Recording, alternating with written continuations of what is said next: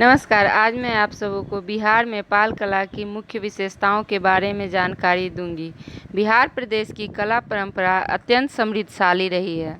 पाल युग 9वीं से 10वीं शताब्दी में पत्थर और कांसे की मूर्तियों का निर्माण की एक उन्नत शैली का विकास बिहार में हुआ, जिसका प्रसार बंगाल तक था। नालंदा निवासी धीमन और बिटपाल ने कांस्य प्रतिमाओं के निर्माण की इस शैली में महत्वपूर्ण योगदान दिया। ये दोनों कलाकार पाल शासकों धर्मपाल और देवपाल के समकालीन थे।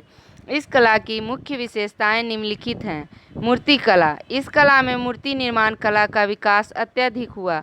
इस मूर्ति कला शैली को मध्यकालीन मूर्ति कला की पूर्व शैली भी कहा गया है।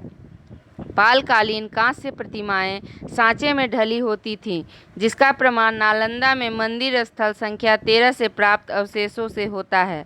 इनके अतिरिक्त इस प्रकार की मूर्तियां नालंदा एवं कुकरीहार गया के समीप से भी प्राप्त हुए हैं।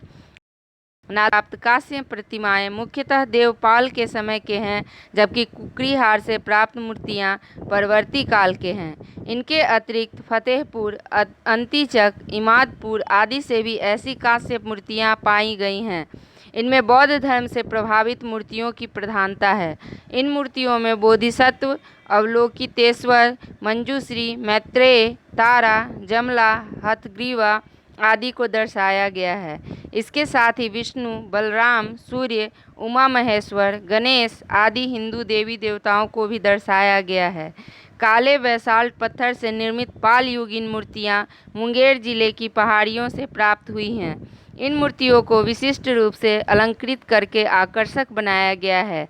अधिकांश मूर्तियों में बुद्ध के जीवन की महत्वपूर्ण घटनाओं का चित्रण किया गया है, जैसे जन्म, ज्ञान प्राप्ति, प्रथम धर्मोपदेश, निर्वाण आदि। इसके अतिरिक्त विष्णु, शैव व जैन धर्म से संबंधित मूर्तियां भी पाई गई हैं। इन मूर्तियों में अलंकरण की प्रधानता पाई गई है। स्थापत्य कला।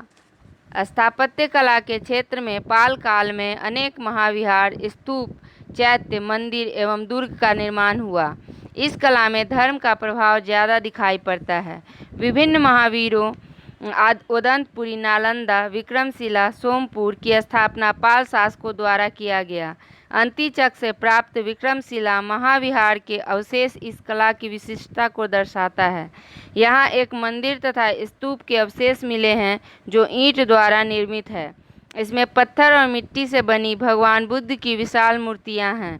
इसके अलावा कहलगांव का गुफा मंदिर, गया स्थित विष्णुपद मंदिर का अर्धमंडप, सूरजगढ़ा, जयमंगलगढ़ इत्यादि पाल कला के ज्वलंत एवं प्रत्यक्ष उदाहरण हैं। मृदभांड कला।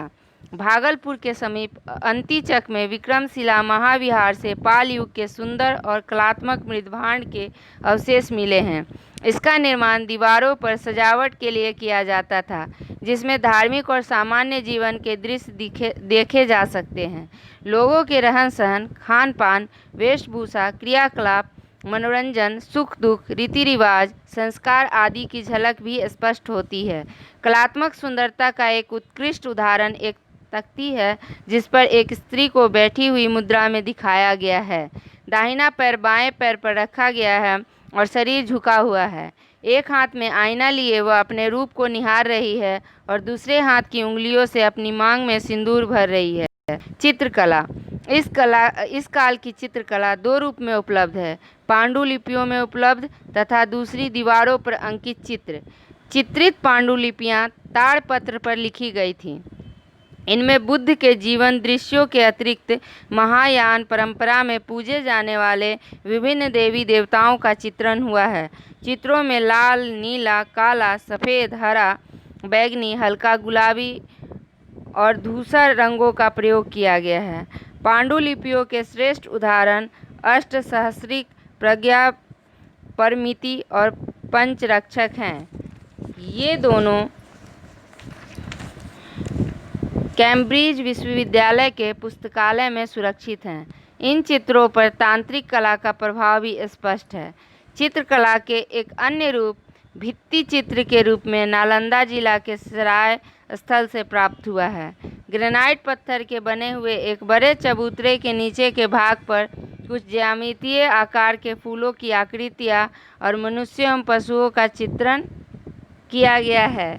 इस चित्रण शैली में अजंता और बाघ के गुफा चित्रों की शैली का प्रभाव दृष्टिगोचर होता है। पालकालीन बहुआयामी कलात्मक गतिविधियों की महत्ता इस बात में है कि इन्होंने कला के क्षेत्र में प्रवाह की निरंतरता और सातत्य को बनाए रखा। आज के इस वीडियो में इतना ही। अगर आपको यह वीडियो पसंद आया तो चैनल को सब्सक्राइब तथा वीडियो को लाइक करना ना भूलें। धन्यवाद।